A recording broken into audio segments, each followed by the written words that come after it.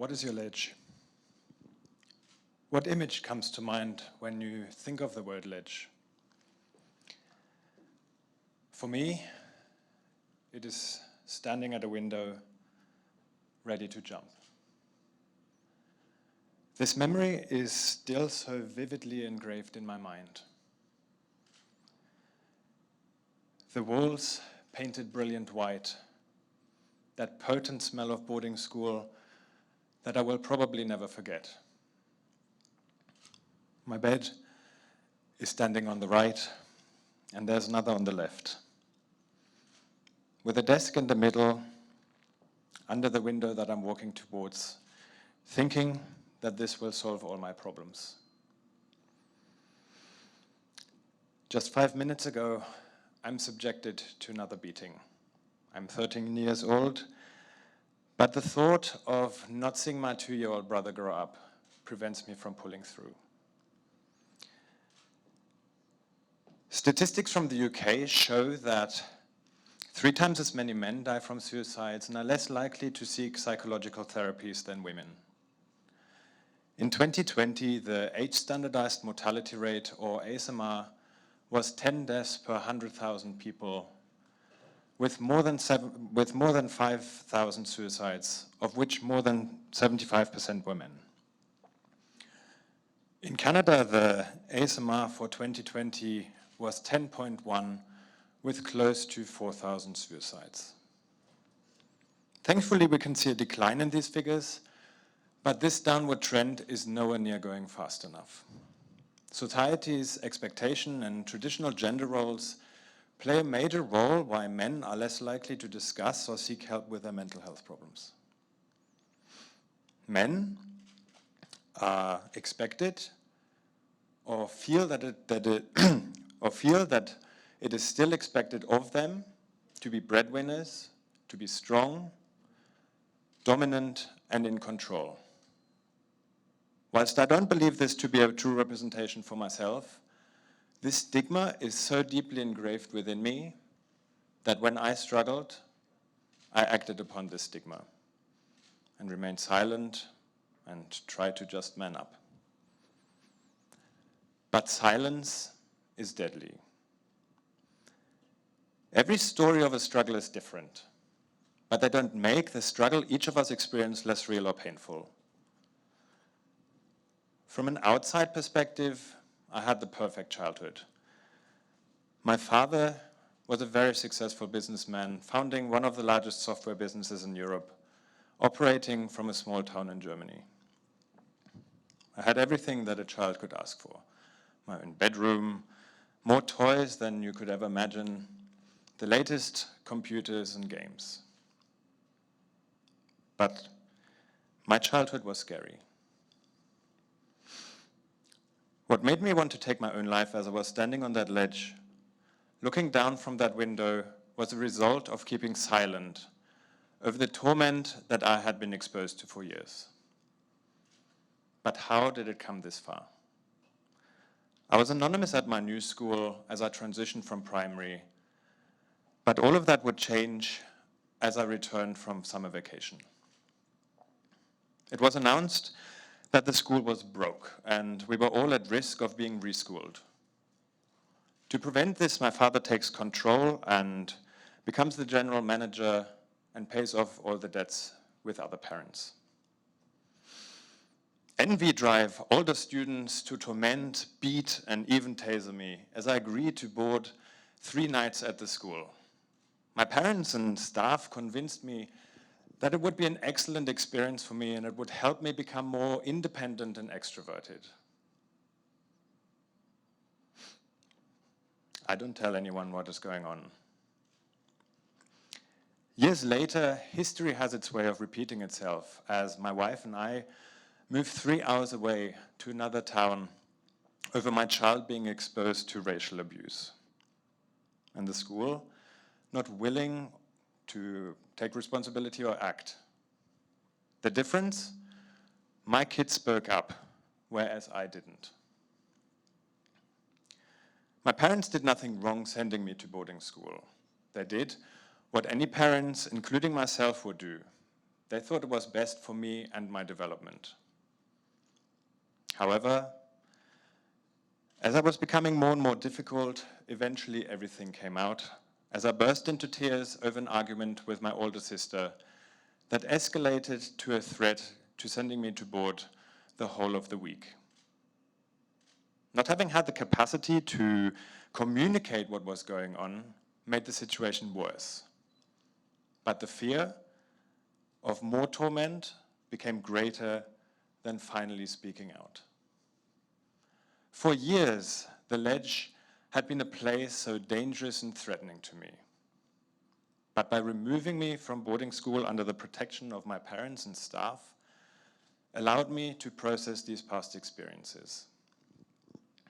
I was able to build up courage and strength in ways I did not appreciate at the time. It allowed me to see the ledge in a whole new light. The ledge became a place of risk, but the beautiful kind, like standing at the top of a mountain, able to see into the distance. I came across this caption that felt life-changing and so relatable to me. The best view comes after the hardest climb. You see, a huge turning point for me came 2 years later at 15 years old as I joined my parents for breakfast one Tuesday morning. Somehow, it just popped out of my mouth. Papa, what do you think if I went to school in England? My mother nearly fainted, but I knew exactly where I wanted to go. My father tells me, this is a one-way ticket, and you cannot change your mind after 5 days. No one believed I was going to go through with it, but Saturday, my mother and I fly to England. Monday, we look at the school, and Tuesday is my first day at my new boarding school. That was far from any luxury that I was used to. You would think that I was set up for life from here. But life is full of transitions. That multi-$100 million business that my father had built over 20 years was lost from within one day.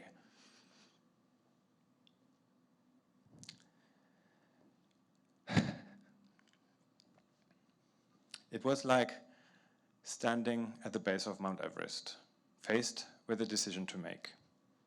Turn back and retire with what was left, or to move forward and risk everything with a new mission and develop something completely different. But the ascent came with challenge after challenge. My father suffered an aneurysm, losing his short-term memory and ability to read and write just as we were getting started. Working with my father has been one of the greatest privileges, but also a challenge at the same time. Despite all obstacles, we carried on working. But nothing could prepare me for the biggest challenge that I would ever have to face: myself. When climbing Everest, there's this term, turn back time. Basically, if you did not reach your peak by 2 p.m., you turn back, no matter what, or you will risk certain death. This is one of those ledge moments. Will you risk your life if you're just 200 meters away from your peak? You can see it. The peak is within your grasp, but you have reached turn back time. What will you do? It's a very difficult question to answer in the comfort of this auditorium. We ran out of money several times, but this time was different. I managed to raise some fresh capital for our developments, but just 2 weeks later, I received the call from my mother telling me that my father suffered another stroke. My brother and I drive 800 kilometers through the night. As I sit at my father's bedside, I'm contemplating and reflecting. Life is so fragile. There was so much more that I wanted to achieve. I feel guilty for not reaching that mountain peak together. As I leave the hospital that evening, I kiss my father on the forehead, probably telling him that I love him for the first time.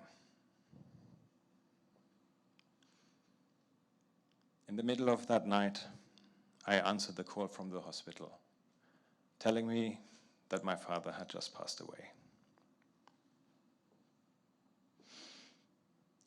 I feel lost, I isolate myself, and am in a deep depressive state that leads to poor decision making. Within 6 months, I lose everything again. I don't give myself time to grieve and feel like the biggest failure, thinking that I can't get anything right. I blame myself that my decisions result in my wife, our 4 kids, and I become temporarily homeless. It takes me 3 years to overcome the loss of my father and the business that we tried to build.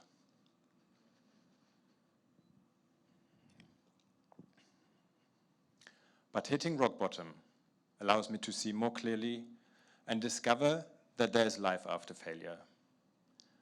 These words, life after failure, they may seem so trivial, but they have a far from trivial meaning to me. Letting go and living life without chasing success, fame, fantasizing and living for a project was life after failure for me. I take time out and teach myself new soft skills, growing food, building barbecues, filmmaking and storytelling, which has all helped me to learn how to open up and ask for help.